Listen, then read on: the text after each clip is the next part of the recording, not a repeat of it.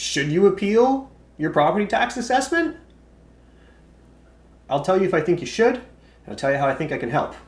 So, first off, let's understand our assessment. They've all gone up. We all expect them to go up. What we need to understand, if you think it's worth making an appeal or a challenge on your assessment, is if you think you have gone up more than the other properties in your area, or if you think that the assessed value amount is really grossly different than the other properties around you that you think are similar to yours. And the only way to know that is to do quite a bit of research. You need to look at that and say, okay, fine, homes like mine, have they been assessed about the same? What are the increases like? And look at it that way. And I've been considering it myself. So I'm going to go through and I'm going to show you the properties I own in my assessments, and let's talk about it a little bit.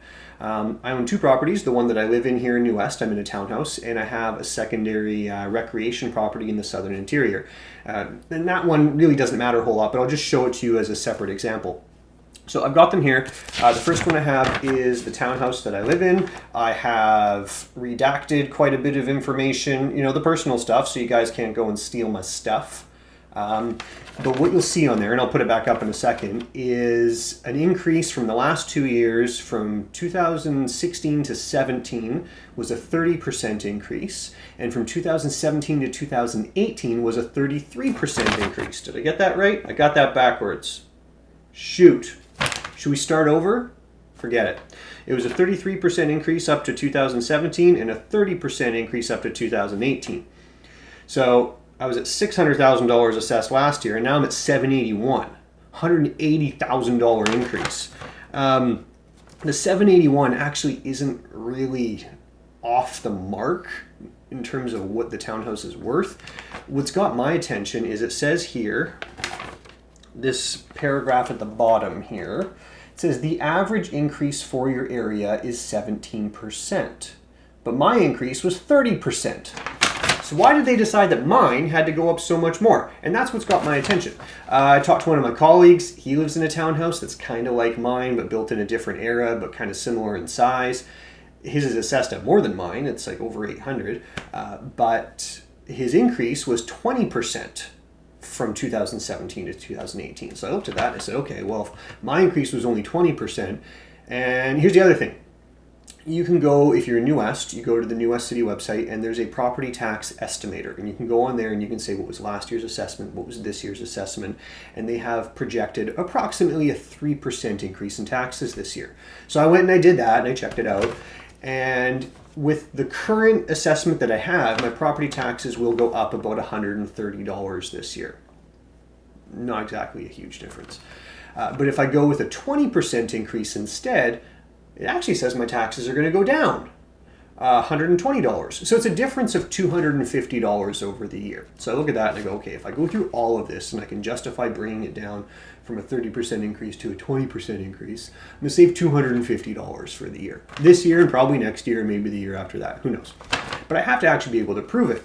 And although the increase of 30% seems unfair, the assessed value amount at 781, it's kind of accurate. It's a little off because what they're doing is they're comparing me. I'm in an old townhouse. It's built in the 70s, but it's 2,000 square feet. And they're comparing mine to newer townhouses that are about 10 years old that are 1,400 square feet. And they've got us at about the same amount.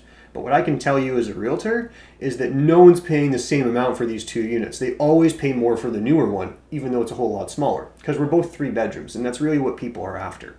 So I could get it to come down a little bit, but I don't think I could get it to come down a lot if I was to go through the appeal process. And I guess that's what I'm pointing out to you, is that you have to go through the appeal process. One, you have to file your appeal challenge, your notice of appeal, by the end of the month, by January 31st. And then you got to go through it all, and you need to pull up some information. You got to really justify it. And that's where I can help. What I can do for you, and I can't do all of the work for you, but what I can do is I can provide you all of the sales from the time that they did these assessments. They take sales values from July 1st is how they do this. So sales kind of from June and July of the past year. And I'll give you all the sales from your neighborhood. I'll just send them all to you. You get it in one link, open it up, and you can kind of look through, pick and choose, make your comparisons, say this one's kind of similar, this one's different. Maybe try to make those calibrate those differences to give yourself a value and see if it's fair. And then you can check in with me and see if what you've done kind of makes sense and if it's worth your time to pursue the actual appeal process.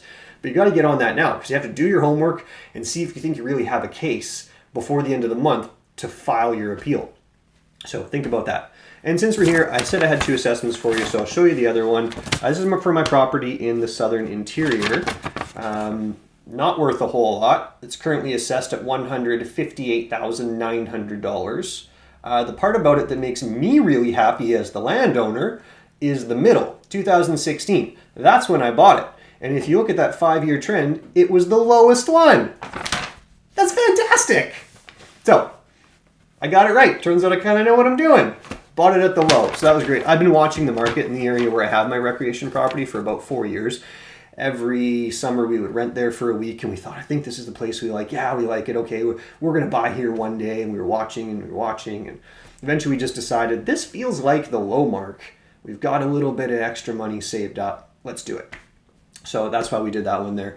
Not exactly a huge difference there if it goes up or down a whole lot anyway, because the taxes are really low. I don't have a lot of services there as far as city services. I don't have any water service or sewer. All I have is the electricity service, and you don't pay for that on your property taxes. So I pay for schools, policing, and some recreation fees. It's pretty minimal.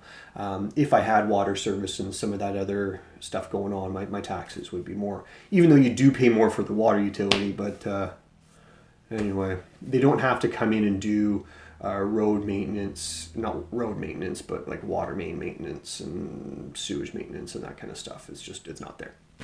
So that's kind of how it looks like. I said I'd give you 2 things, kind of if you should appeal and how I can help. So should you appeal, your property needs to look like it's been valued incorrectly, and then maybe look at if the increase is different than the average in your area. And then third, how can I help?